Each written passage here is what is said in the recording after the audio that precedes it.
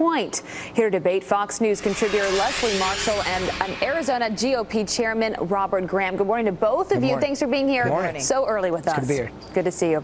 All right, we'll start with you, Robert. Obviously, Chris Wallace hit on a lot of important policy issues last night, but no surprise also a number of scandals from both sides that were hit. Who did a better job staying on point? Because that was the goal of this debate last night. Well, first off, Chris Wallace did a fantastic job. I mean, it was a good, moderated debate. I think truly Donald Trump stayed on task. He stayed on message. He leaned into it. He was way more prepared. And it was clear to him when he targeted Hillary and he pointed out the scandals, she had a very difficult time answering. In some cases, she actually went completely around it and never really went into the answer or tried to defend herself. In some cases, she didn't do it at all. Leslie, I have a feeling you might have a different take from last night. I was just thinking, we're in Vegas, and I could have gone to the tables inside and bet that he was going to say that and won right now. No, we were watching a different debate. Look, you know, I thought that Chris Wallace was a big winner last night, and I thought his questions were very fair to both individuals. And I did think that Hillary came more prepared than in the last two debates, not only to answer a moderator's questions about scandals, but also Donald Trump's questions about scandals, specifically when he kept saying about the past 30 years. One thing that has always perplexed me is that Donald Trump seems to think that the Secretary of State has power that they do not necessarily, and that one senator doesn't make laws. They're part of a Congress, two houses, House and Senate, and they're one of 99 other senators in that chamber. Let's take a look back at some of the hot moments from last night.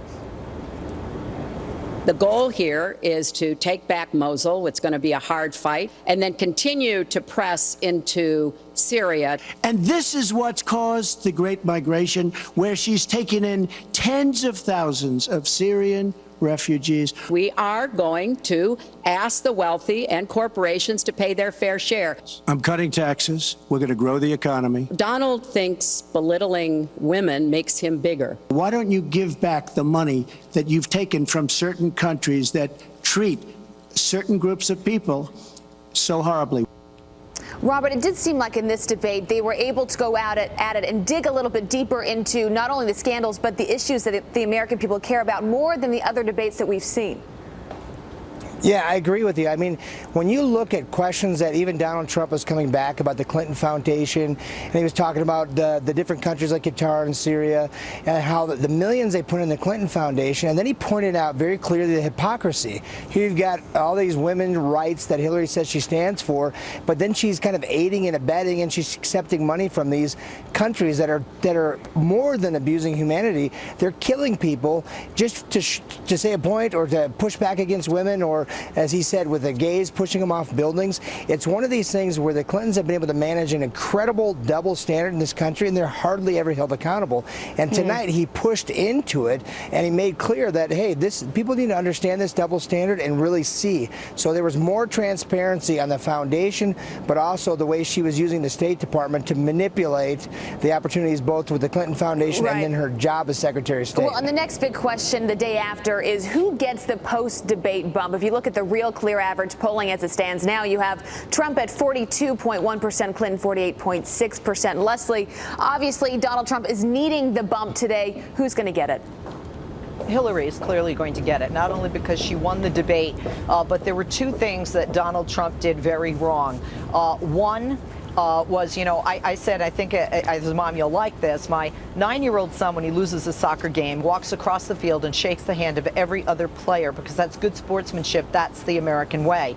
And when Donald Trump didn't answer a question, a yes or no question, that he would accept the outcome of this election, that really hurt him, I think, across the board and did not make him look presidential. And then his parting shot to Hillary, after talking about how great and respectful and pro-women he is, I think really damaged him with women, a huge segment of the voter population that he needed last night. So I think that's going to all help give Hillary Clinton the bump. All right, we're going to leave it there. We're going to see you guys shortly next hour. Robert and Leslie, thanks for being with us. Thank you. Thank you. So did he do enough to convince undecided and independent voters? Here to debate, Fox News contributor Leslie Marshall and Arizona GOP chairman Robert Graham. Welcome back to both of you. Good morning. Good morning. Good morning. All right, Leslie, we'll start with that question. In order for Trump to win in a few weeks, he not only needs to motivate his base, he needs to win over independents, undecideds, even some folks that were voting for Hillary Clinton. He's got to win some of those on his side. Yes, and just a few weeks ago, he had like 22% of the independents, so that number's actually come down. But among people that are undecided, that aren't necessarily independent voters, what they wanted to see last night were less personal attacks. They wanted to see both candidates not only stick to the issues, but to be specific with their plan about the issues. I don't honestly think that Donald Trump got more checks in his column last night from undecideds. I'm not really sure that Hillary did either. I'm of the mindset I think most people in their heart of hearts know who they're going to vote for on November 8th. As of last night, they didn't need the final debate to make that decision. Well, we'll get the numbers in the next few days with all the polling that comes out. Robert, what was your take? Do you think that he did what he needed to do to get the undecideds on his side? Yeah, I think so. I mean, here it's back to what people really want. They want to trust the candidate. They want history of proven track record as far as putting people back to work. It's about growth. It's about opportunity. It's about safety. And he reiterated it. It made you feel confident today. So you undecideds are undecided because they haven't made up their mind yet. And so they were waiting. Many of these people were waiting for tonight to listen in and to see who they were going to support. I think he did a fantastic job. The other thing he did, he put Hillary Clinton back on her heels a bit. And when that happened, she wasn't so succinct in her answers. And again, people are looking for the confidence rather than being scripted. They want somebody who actually has a command of the issues. And tonight he had that command. And I believe undecideds will slide his way in a little bit more aggressive way than they have in the last couple of weeks. Robert, why do you think he has done better up till now with independents? We know Hillary is ahead in a number of the issues when voters are asked about it. But when it comes to independents, Robert, it seems like he has continually done better with that group. I think he acts like an independent if you think about it. He really has attacked the political establishment on both sides. He plain talks as it relates to the solutions, and he talks about, hey, enough talk, let's get it done. I mean, when you're a CEO, if you don't do it, you don't have great outcomes.